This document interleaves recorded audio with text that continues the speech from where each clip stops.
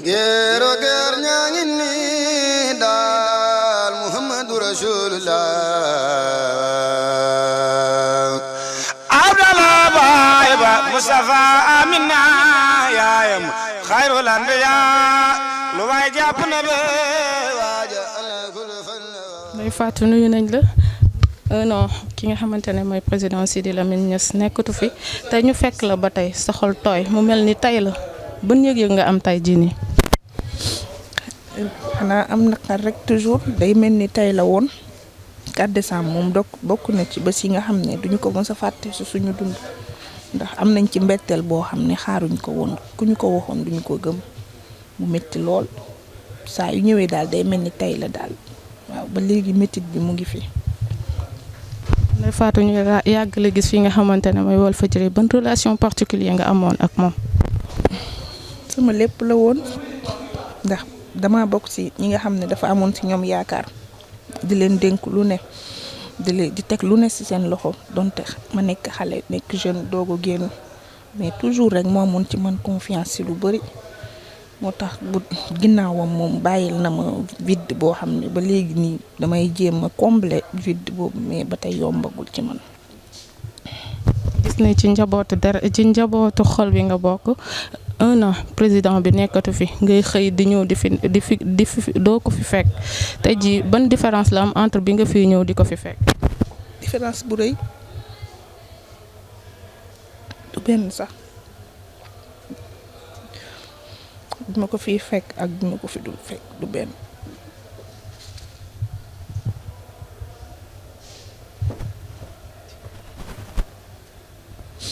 Sidi Lamine nekkoon na ku gëmoon Sénégal ku bëggoon Sénégal combat am yëpp Sénégal la woon ci biir ak ci biti ci buy wax ci micro bu nekkee nit ñi buy réunion toujours Sénégal la ko ñoroon su sañoon ñëpp benn la ñuy doon su sañoon ku nekk ci Sénégalais yi di nga gis sa bopp ci Sénégal loolu rek moo ko ñoroon ku dégg bëccëg ci loolu rek la doon nekk. tey ñëpp di ne Walfadjri école la woon bi mu fi nekkee ndax ba tey école boobu mi ngi fi taxaw ba tey. waaw parce que lim doon santaane ñu ngi koy def ba tey bu dee ñun responsable ñoo ngi encadré xale yi ñu ngi leen di jàppale ñu ngi leen di wan ñu ngi bokk ak ñoom expérience bu ndaw bi nga xam ne am nañ ko kon ba léegi Walf école la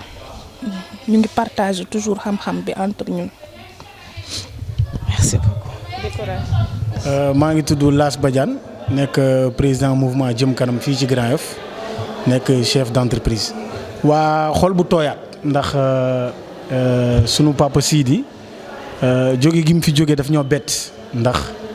ñaanoon nañ mu yàgg ak ñun lool ndax boo amee koo xam ne ku lay niital la da ngay ñaan yàlla mu yàgg sa kanam ndax di la wan yoon ndax PDG Sidi Lamine Niass ñëpp xam nañ ko ci dëggoom. ñëpp xam nañ ko ci xeex pour néew di doole yi ñëpp xam nañ ko ci xeex injustice ñëpp xam nañ ne c'était un pilier fondamental de l'islam au Sénégal et à l'étranger ci wàllum Palestine gis nañ ni mu ci doon xeexee ci mbirum daara yi nga xam ne mooy lëmbe gisoon nañ ni mu ci doon taxawee donc je pense que on a perdu un vaillant combattant un homme d'une dimension exceptionnelle donc dañuy ñaan héritage bi mu fi bàyyi. njabootam mooy njabootam deret ak njabootam yi nga xam ne dans le cadre professionnel ñu mën ko perpétuer ndax mbirum Sidi Lamine Niass warul nax saay dañ ko war a di yokk bànqaas yi ndax c'était un homme man personnellement qui était une référence donte moromu sëtam la mais moom moo ma njëkk invité fii ci groupe Walfadjri boobu j'étais dans l'opposition di ànd ak Macky Sall avant ñoo ne jot nguur donc c'est pour vous dire que moom àndul ak nguur àndul ak opposition moom il a été toujours avec le peuple sénégalais donc xol bu tooy lañ ci am di ñaan suñu borom yóbbu ko ci àjjanay firdawsi sàmm njabootam sàmm bërëbu liggéeykaayam ba pare di lancer un appel à l'État central au gouvernement et au président Macky Sall ndax moom la yàlla dénk réew mi pour Sidi Lamine Niass ñu defal ko sac à la dimension de l'homme ndax mérité na ko liggéey na ko ci réew mi am na ci ñoo xam ne defal nañ leen sax Sidi Lamine Niass moo leen ko gën a mérité fuuf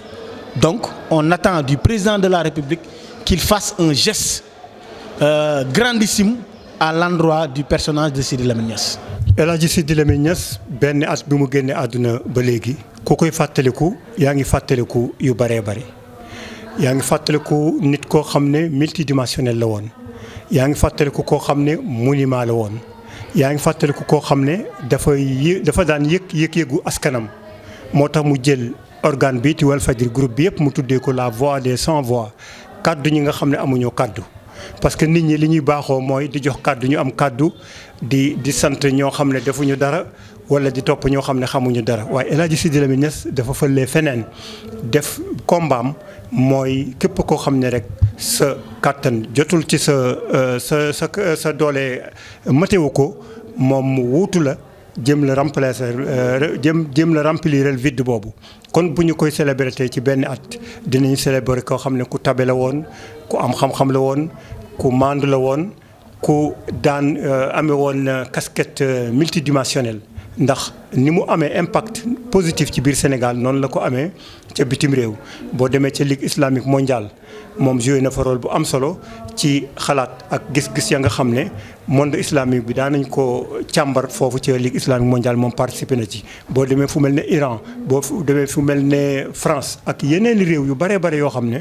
créé na fa ay relations à travers contact yi mu fa am waaye à travers écrits yi nga xam ne def na ko bàyyi ko fi yooyu yëpp daal wane na leen personne bi bu fekkente ne ñu ngi ko jooy ci biir Sénégal itam monde bi yëpp ñoo koy jooy waaye itam bu ñu koy jooy am na nu ñu koy muñee ndax moom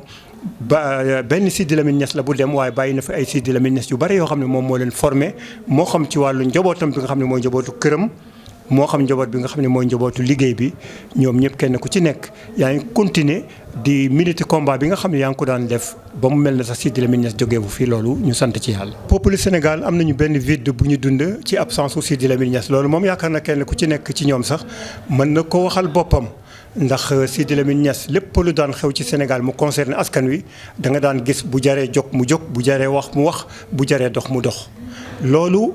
bi mu demee loolu am na vide boo xam ne wax dëgg yàlla askan wi yëg nañu ko moo xam li fiy xew ci wàllu politique moo xam li fiy xew ci wàllu social kon loolu moom